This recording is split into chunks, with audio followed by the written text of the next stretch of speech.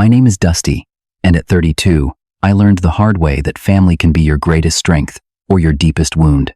Growing up with parents obsessed with money and status left emotional scars. But my grandfather, William, showed me what real love looks like. When he passed away last month, no one expected what would happen at the will reading. My parents thought burning that $9 million check would hurt me, but their faces when they realized what they actually destroyed? Priceless. Before I tell you how my grandfather outsmarted them from beyond the grave, drop a comment letting me know where you're watching from and hit that subscribe button if you love seeing justice served. I grew up in Wellesley, Massachusetts, one of those pristine Boston suburbs where every lawn is perfectly manicured and appearances matter more than reality. Our house was a colonial revival, with 6 bedrooms that echoed with emptiness despite its grand size. My parents, Thomas and Regina Morrison, made sure we looked perfect on paper. Dad was a corporate attorney who specialized in helping wealthy clients become wealthier, and Mom was a socialite whose full-time job was maintaining our family image. From the outside, we had everything. Inside, it was a different story. My earliest memories involve loneliness. My parents were always busy with important meetings, charity galas, or networking events.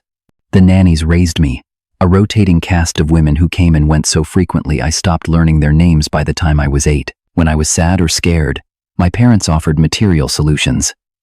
Bad day at school? Here's a new video game. Feeling lonely? Take this credit card and buy something. I never heard I love you without it being followed by some qualification about how I needed to maintain our family reputation. Grandfather William was different. My mom's father, he had built his real estate empire from nothing after coming back from Vietnam with just $20 in his pocket. By the time I was born, he owned half the commercial properties in downtown Boston and had diversified into everything from apartment complexes to industrial parks. Unlike my parents, Grandpa William had no interest in society parties or status symbols. He lived in a beautiful but modest house, considering his wealth, drove the same Lincoln for 15 years, and spent his free time reading history books or working in his vegetable garden. When I turned 7, Grandpa started inviting me to spend weekends at his place. Those weekends became my sanctuary. We would wake up early, make pancakes together, and then he would take me around to his properties. Dusty, always remember that these buildings aren't just brick and concrete, he would say. They're homes where families make memories, and businesses where people earn their living. That's the real value. While my parents taught me that worth was measured by dollar signs, Grandpa taught me that character and integrity mattered most. Money comes and goes, he told me once while we planted tomatoes in his garden. But who you are stays with you forever. As I entered my teenage years, the contrast between my parents and my grandfather became even more apparent. My father would brag about complex tax avoidance schemes at dinner, while my grandfather insisted on paying his fair share. Because schools and roads don't build themselves. When I turned 16, my parents gave me a brand new BMW and a credit card with a $5,000 monthly limit. Grandpa gave me a summer job as a maintenance assistant at one of his apartment buildings. My parents were horrified when I returned home sweaty and tired from unclogging toilets and fixing leaky faucets. "This is beneath you," my mother said, her nose wrinkling in disgust. "What will the Prestons think when they hear our son is doing janitor work?" But I loved that job. For the first time, I felt like I was earning something, rather than just being handed everything. Grandpa paid me fairly but not extravagantly. "You get what you earn," he said. "Not a penny more or less." By the time I was ready for college, the distance between me and my parents had grown into a chasm. They wanted me to attend an Ivy League school, major in finance, and join my father at his firm. I chose State University with its excellent business program and entrepreneurship focus. Grandpa supported my decision, though he made it clear he wouldn't pay for it. "You'll value it more if you have skin in the game," he said. "I'll help with advice anytime, but the money needs to be your responsibility." My parents reluctantly agreed to pay my tuition after Grandpa talked to them, though they never missed an opportunity to remind me what a disappointment my choice was. Throughout college, their calls always centered around which prestigious connections I was making or whether I was dating anyone from a good family. Meanwhile, Grandpa and I spoke weekly about my classes, my ideas, and the business journals he sent me. He never once asked about my grades or who I was networking with.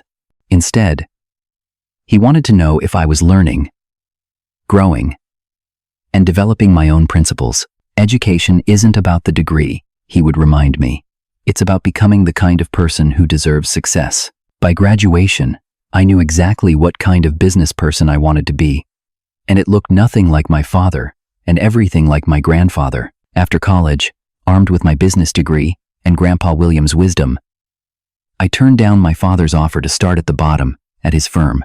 We both knew that the bottom meant an executive track position with a salary triple what my classmates were making. Instead, I used my savings from part-time jobs to start my own business. Dusty Craft Furniture was born in a tiny rented workshop where I built custom wooden furniture combining traditional craftsmanship with modern designs. Grandpa visited during my first week, looked around the sparse space with its second-hand tools, and nodded approvingly. "This reminds me of my first office," he said, "except yours is cleaner." My parents had a very different reaction when they finally deigned to visit 3 months later. "This is what your degree got you?" my father asked, careful not to let his Italian leather shoes touch anything dusty. "You could be making 6 figures at my firm instead of playing with wood in this shed." "It's a legitimate business, Dad," I replied, trying to keep my voice steady. "I already have orders for the next 2 months." "Orders from who? Your college roommate and his hippie friends?" My mother laughed, examining her manicure to avoid looking at my workspace. "That first year was tough. I worked 16-hour days, lived on ramen and coffee, and reinvested every penny of profit back into better equipment. When my apartment lease expired, I even slept in the workshop for 2 months to save on rent. Through it all, I never asked my parents for help, though they made it clear they expected me to come to my senses eventually. Grandpa visited regularly, bringing coffee and sandwiches but never money. "You're doing this the right way," he would say. "The hard way is usually the right way." By year 2, Dusty Craft was breaking even. I had a modest but growing client base who appreciated my craftsmanship and sustainable materials. I hired my first employee, moved to a better workshop, and even rented a small apartment nearby.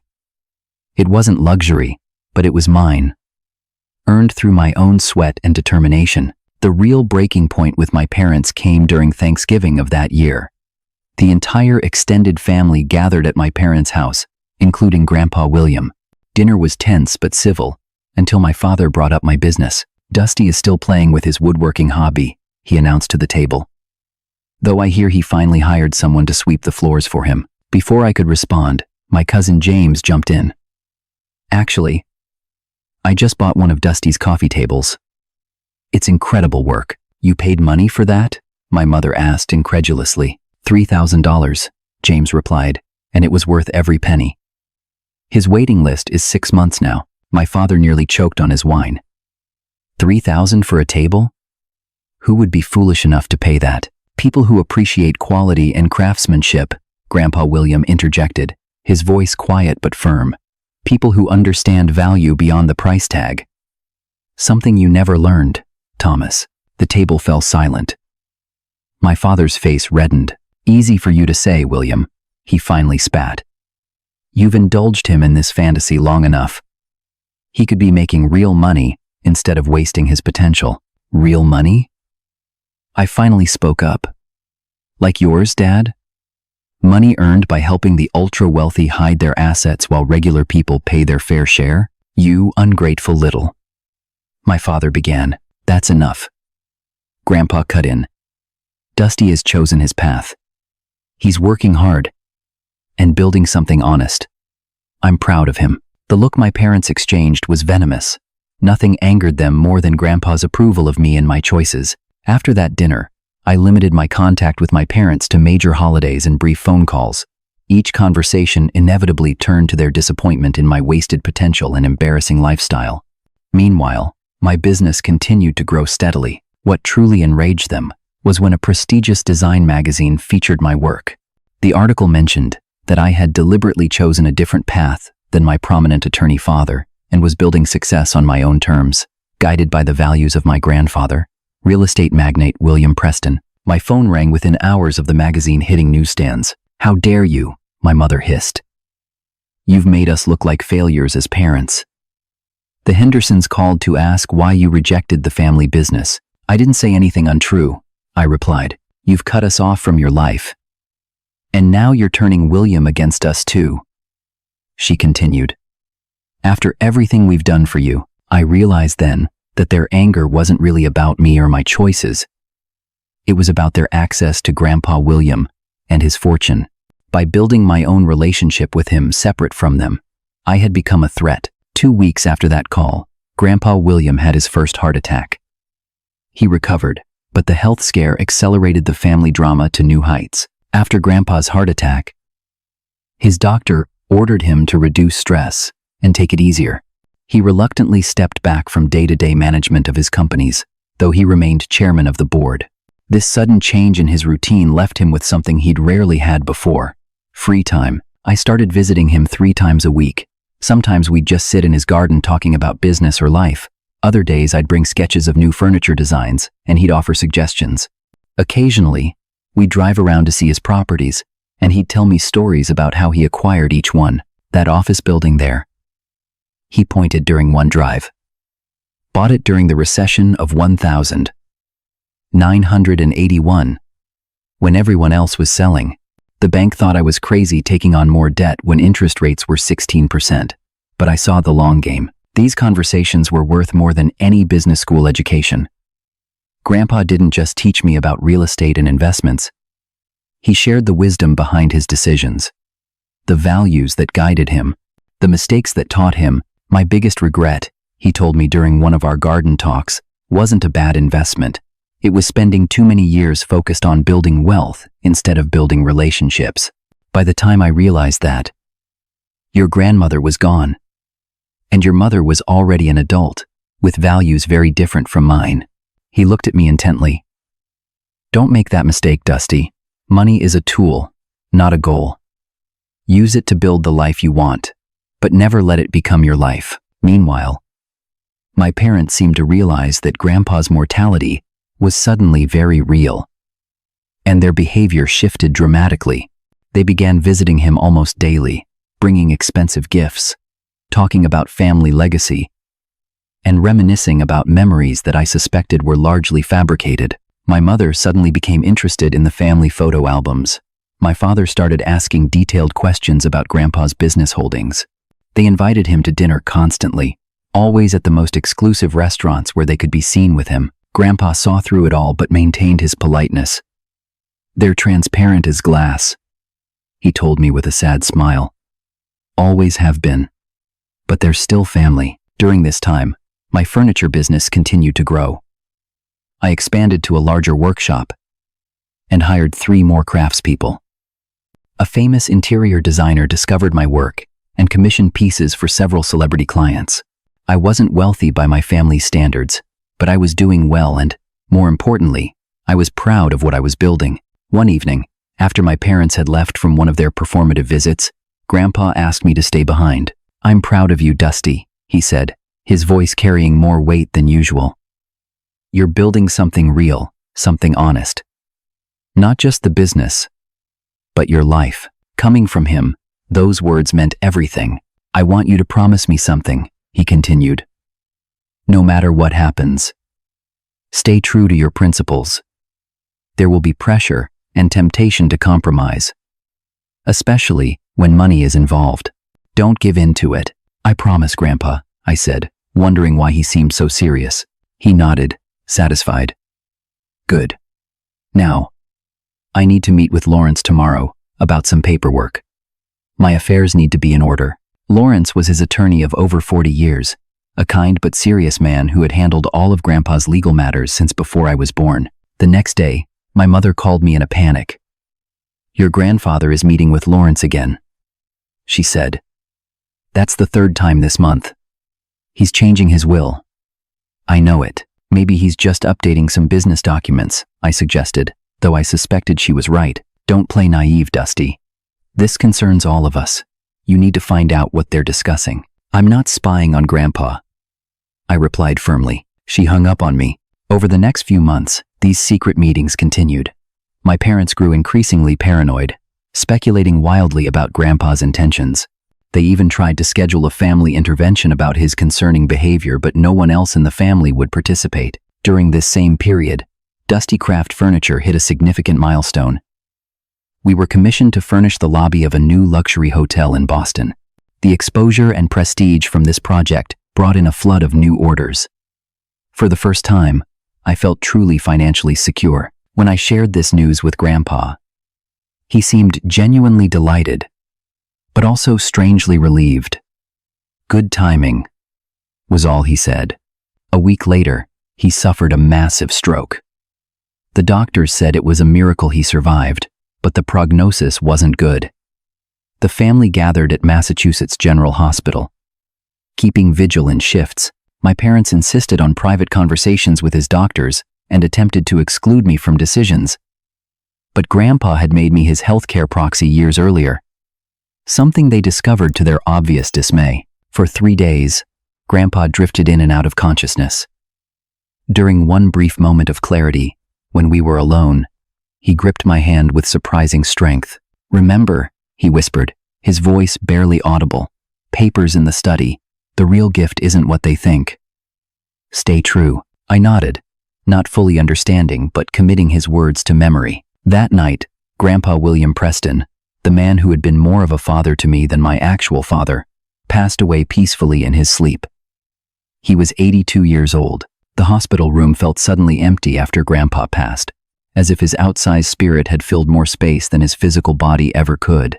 I sat alone with him for nearly an hour, holding his now cool hand and saying a private goodbye to the man who had shaped me into who I was. The nurse finally came in and gently suggested I let the staff do what they needed to do. In a daze, I walked to the waiting room where my parents were already on their phones. My father talking to business associates, and my mother calling family members. "We need to discuss funeral arrangements," my father said, covering his phone's microphone. "And someone needs to secure the house. There are valuable items that need to be protected." I stared at him, unable to comprehend how he could be thinking about possessions at this moment. "He just died, Dad." "Exactly. Which means we need to act quickly," he replied, returning to his call. My mother hung up her phone and turned to me. "Lawrence needs to be contacted immediately. We need to know about the will before making any decisions." "His body isn't even cold," I said, my voice breaking. She patted my arm mechanically. "Grief makes people irrational, Dusty. Someone has to maintain a clear head." The next few days passed in a blur of funeral preparations and family politics.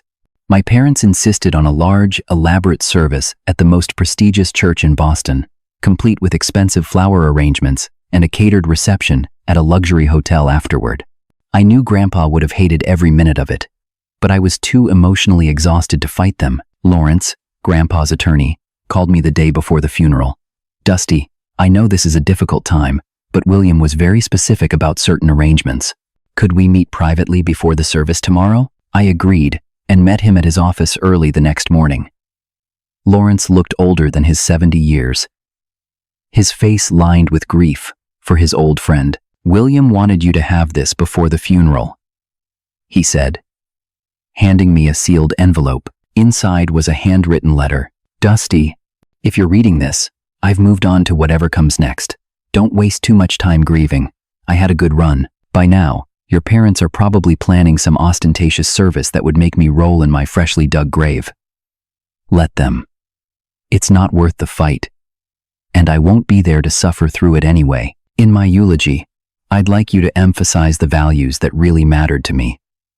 Not the buildings I owned or the money I made, but the relationships I built and the community I tried to support. Remind everyone that my proudest achievement wasn't my business success, but seeing you grow into a man of integrity. The will reading will be eventful. Trust Lawrence, and remember what really matters. All my love, Grandpa." I folded the letter carefully and tucked it into my jacket pocket close to my heart. Lawrence watched me with kind eyes. "There's more to discuss," he said, but William was adamant that we wait until after the funeral for the official reading. Just know that he thought everything through very carefully. The funeral was exactly as I'd expected. The church was packed with Boston's elite. many of whom I suspected had barely known my grandfather. My parents worked the room like it was a networking event, accepting condolences with practiced expressions of grief that never quite reached their eyes. When it came time for the eulogy, I approached the podium with Grandpa's letter burning in my pocket. Looking out at the sea of black suits and dresses, I took a deep breath. My grandfather was not the sum of his buildings or bank accounts, I began. William Preston was a man who understood that true wealth isn't measured in dollars, but in human connections and personal integrity. From the front row, my mother's smile tightened almost imperceptibly. I spoke for 15 minutes about Grandpa's values, his quiet generosity to causes he believed in, and his unwavering belief in doing things the right way, even when it was the hard way.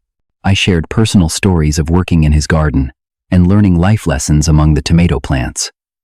I mentioned nothing about his business empire or material success. As I concluded, I noticed several of his oldest friends nodding in recognition of the man I described, while many of the society people looked slightly confused, as if they'd shown up to the wrong funeral. The reception afterward was held at the Ritz-Carlton, with champagne flowing and gourmet hors d'oeuvres circulating on silver trays. I stood in a corner, feeling increasingly alienated as I watched people who had come to mourn my grandfather instead, discussing stock tips and vacation homes. My cousin James found me there. "Great eulogy," he said. "The real deal. Unlike all this." He gestured around at the opulent reception. "Thanks," I replied. Grandpa would have hated this circus. Speaking of circuses, James nodded toward my parents, who were deep in conversation with Lawrence in a far corner. "They've been grilling the poor old guy for an hour." I excused myself and headed over. As I approached, I could hear my father's insistent tone. "Surely we can at least get a general sense of the estate's value before next week," he was saying. "For tax planning purposes." Lawrence noticed me first. "Ah, Dusty. I was just explaining to your parents that William's instructions were very specific. The will reading will be at his home next Thursday at 10 a.m. All details will be disclosed then, and only then." My father turned to me, frustration evident on his face. "Perhaps you could talk some sense into Lawrence. As primary heirs, your mother and I have certain rights to information. William's instructions were clear." Lawrence repeated firmly. "Thursday, at 10. My mother placed her hand on my arm, her fingernails digging in slightly. "Dusty, darling, surely you understand our position. With estate taxes and probate considerations, we really should be prepared." I gently removed her hand. "I think we should respect Grandpa's wishes and wait until Thursday." The look she gave me could have frozen hell itself. "I see. Well, we know where your loyalties lie, don't we?" The remainder of the reception was painfully awkward. My parents made a point of avoiding me, instead circulating among the guests and accepting condolences with dramatic sighs and damp eyes. As people began to leave, an elderly woman I recognized as one of Grandpa's oldest friends approached me. Martha had been his executive assistant for over 40 years before retiring. "He was so proud of you," she said, squeezing my hand. "He told me once that you were the only one who really understood what mattered to him." "Thank you for saying that," I replied, feeling tears threaten for the first time that day. "Just be prepared," she added cryptically. "William always played the long game. Always." With that enigmatic comment, she patted my cheek and departed, leaving me wondering what exactly Grandpa had planned for Thursday's will reading. Thursday arrived with an atmosphere of electric tension. I got to Grandpa's house early, wanting some time alone in the place that held so many precious memories. Walking through the quiet rooms, I could almost hear his laugh, echoing down the hallway, or smell his pipe tobacco in the study. The study, with its wall-to-wall bookshelves and worn leather chairs, was where Lawrence would read the will. It was also where Grandpa and I had spent countless hours talking about everything from business ethics to baseball. Running my fingers along the spines of his history books, I felt a profound sense of loss that no inheritance could possibly fill. By 10 o'clock, the study was crowded with family members. My parents positioned themselves in the most prominent chairs directly across from Lawrence's desk. Various cousins, aunts, and uncles filled the remaining seats, while a few of Grandpa's longtime employees stood respectfully near the door. Lawrence arrived precisely on time, carrying his briefcase with the formal gravity of his profession. After offering brief condolences, He settled behind Grandpa's desk and began the proceedings. "We are gathered to execute the last will and testament of William Edward Preston," he intoned, placing his reading glasses on his nose. "Before I begin, William asked that I play a brief video message." This announcement caused a stir. My father leaned forward. "A video? This wasn't mentioned before. William recorded it 3 months ago," Lawrence explained, setting up a laptop. "He wanted certain things expressed in his own words." The screen flickered to life. And suddenly, there was Grandpa, looking frailer than I remembered, but with the same sharp intelligence in his eyes. My throat tightened at the sight of him. "If you're watching this, I've moved on to whatever comes next," Grandpa began, echoing his letter to me. "First, I want to thank those of you who brought real value to my life through your friendship, support, and love. You know who you are." His eyes seemed to look directly at me, and I felt a fresh wave of grief. "I've spent my life building something I'm proud of, not just in business but in the values I've tried to uphold. Now comes the part where I decide who continues that legacy." My mother shifted in her seat, her knuckles white where she gripped her purse. "I've always believed that wealth reveals character rather than builds it. Money is a magnifying glass for who you already are. Keep that in mind as Lawrence reads the details." With that cryptic statement, the video ended. Lawrence closed the laptop and pulled out a thick document from his briefcase. "Now to the formal will," he said.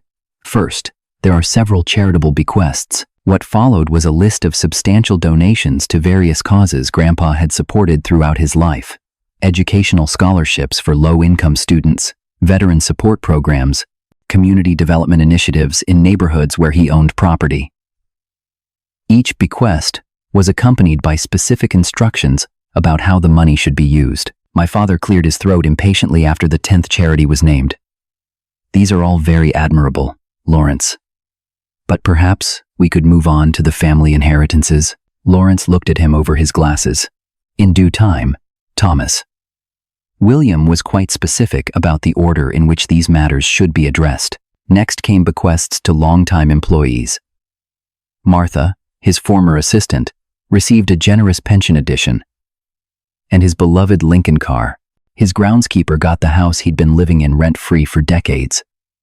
The head of maintenance for his properties received a similar gift. Most surprisingly, Grandpa left 25% of his company shares to be distributed among employees who had been with him for more than 10 years. "These people helped build this company," Lawrence read. "They deserve to own a piece of it." My father couldn't contain himself any longer. "This is highly irregular," he protested. "The company should remain within family control.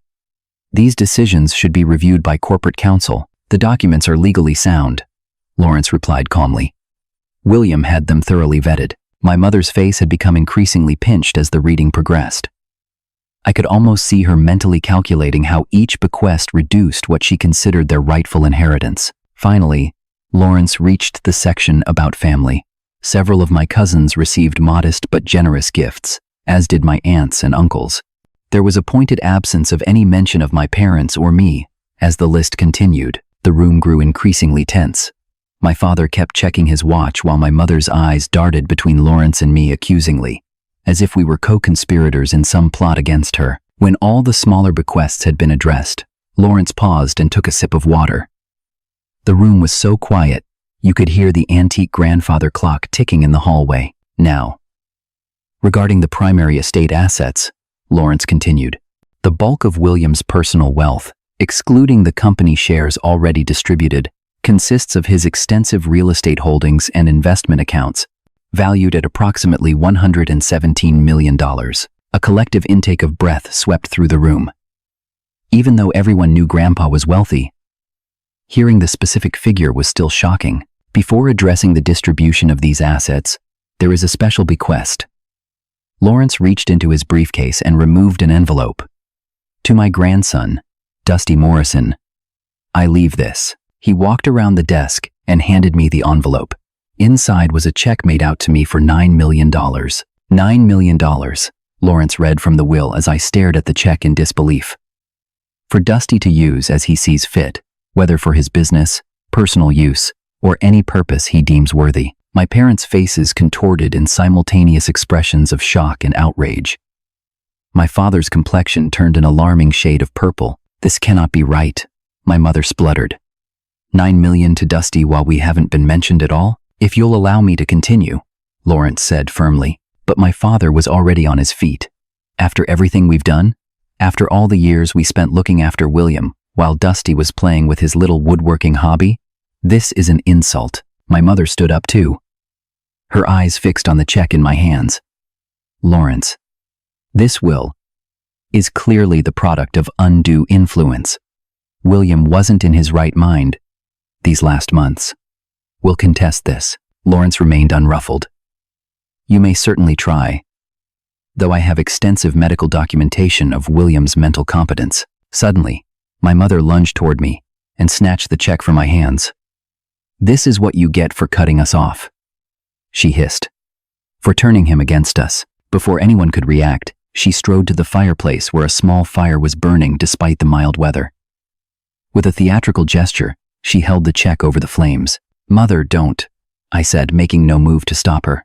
"Regina, think about what you're doing," Lawrence warned. "I know exactly what I'm doing," she said coldly, correcting an injustice. She dropped the check into the fire. My father moved beside her, watching with satisfaction as the paper blackened and curled in the flames. "This is what happens when you manipulate an old man against his own daughter," my father said, staring directly at me. The room had fallen into stunned silence.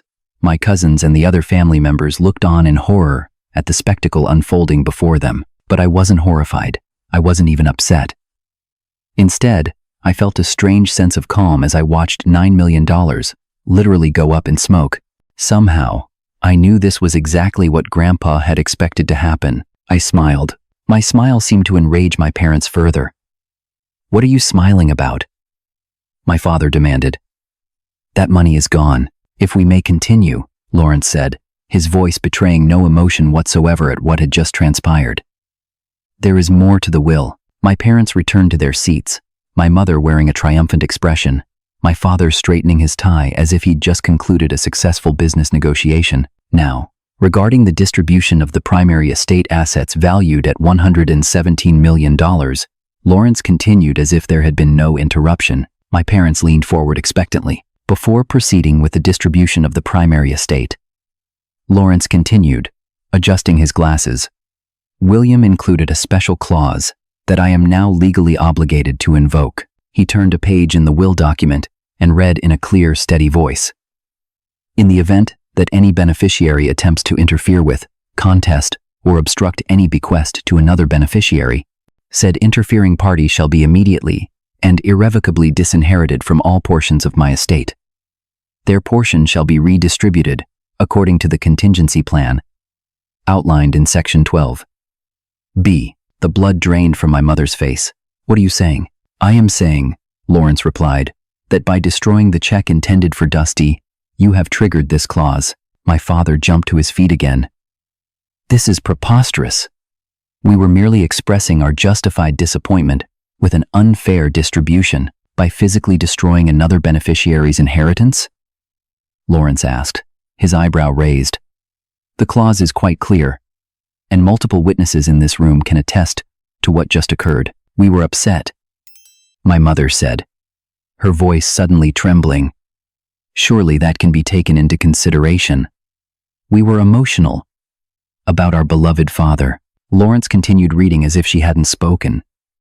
"Now, to address the contingency plan activated by this clause, the primary estate, consisting of all real estate holdings and investment accounts valued at $117 million, was originally to be distributed as follows: 60% to my daughter Regina and her husband Thomas Morrison, and 40% to my grandson, Dusty Morrison." My parents gasped in unison. They had been set to inherit over $70 million. However, Lawrence continued, "Given the triggering of the interference clause, the 60% portion intended for Regina and Thomas Morrison shall now be redistributed in its entirety to Dusty Morrison, giving him 100% ownership of these assets." The room erupted in chaos. My father shouted about contesting the will. My mother began to cry theatrical tears. Various relatives murmured in shock, or, in some cases, poorly concealed amusement. Through it all, I sat stunned. This couldn't be real. I had just inherited over $100 million because my parents couldn't resist a final act of cruelty. Lawrence raised his hand for silence. There is more. William anticipated this scenario might unfold and recorded a specific message for this contingency. He returned to the laptop and started another video.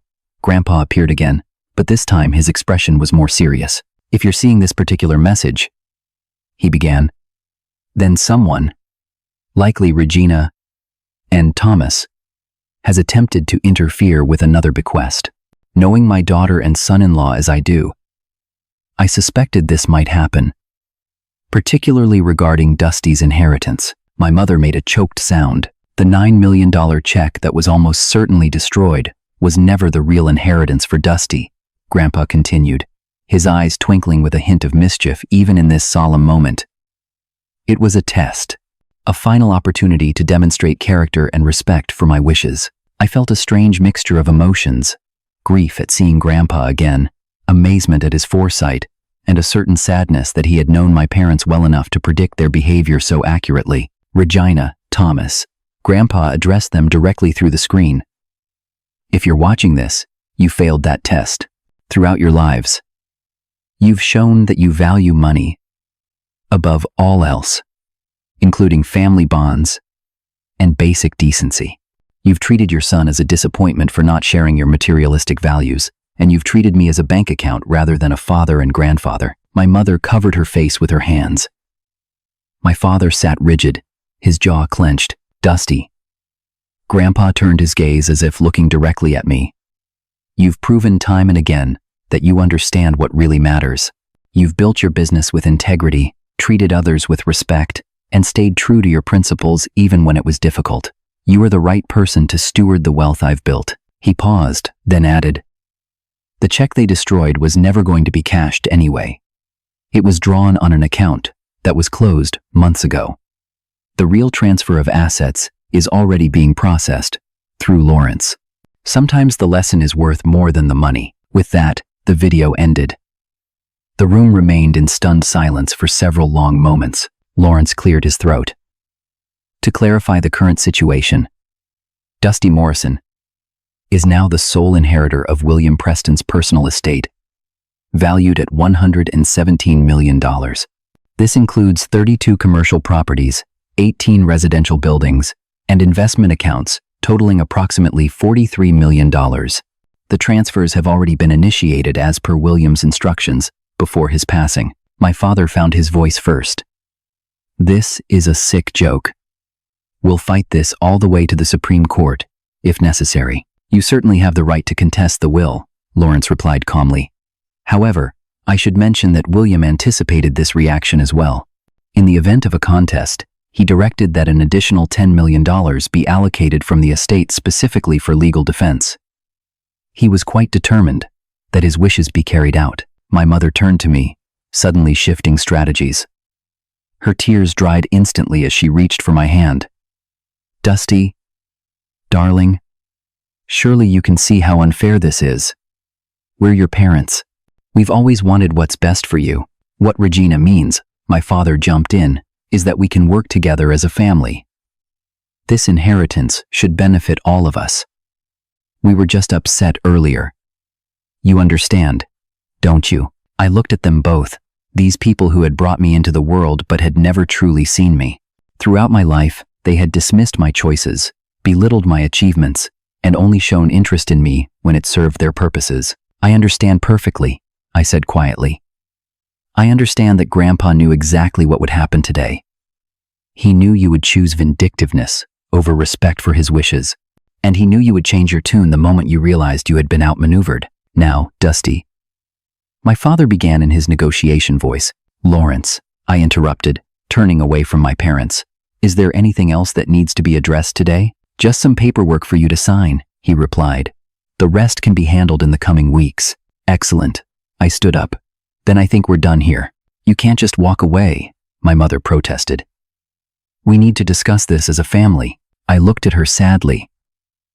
We stopped being a real family a long time ago. Grandpa was more family to me than either of you ever were. So that's it? My father demanded. You're going to take everything and leave your own parents with nothing? I need time to think, I replied honestly.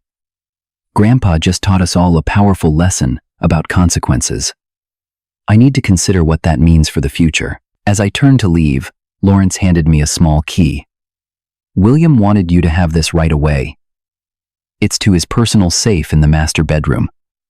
He said you'll know what to do with the contents. My parents watched with barely contained fury as I pocketed the key and walked out of the study, leaving behind both them and the ashes of a check that had revealed their true character one final time. True to their word, my parents launched an immediate legal challenge to the will. They hired one of Boston's most aggressive estate attorneys and filed motions claiming everything from undue influence to temporary insanity on Grandpa's part. They gave tearful interviews to sympathetic society columnists about how their own son had manipulated a dying old man against them. I was prepared for this, as was Lawrence. Grandpa's preparation had been meticulous. There were videos of him explaining his decisions, while doctors confirmed his mental competence. There were journals documenting my parents' behavior over years. There were even recordings of phone conversations where they had discussed their strategies for maximizing their inheritance while he was still alive, obtained legally through Massachusetts one-party consent laws. The legal battle lasted 11 months before a judge finally dismissed their case with prejudice, meaning they couldn't refile. They had spent over $2 million on legal fees with nothing to show for it. The final ruling was devastating to their case and their reputations. As the judge specifically noted, the overwhelming evidence of calculated efforts to manipulate the deceased for financial gain. During those 11 months, I had plenty of time to consider what to do with my unexpected wealth. The first thing I did was open the safe Lawrence had given me the key to.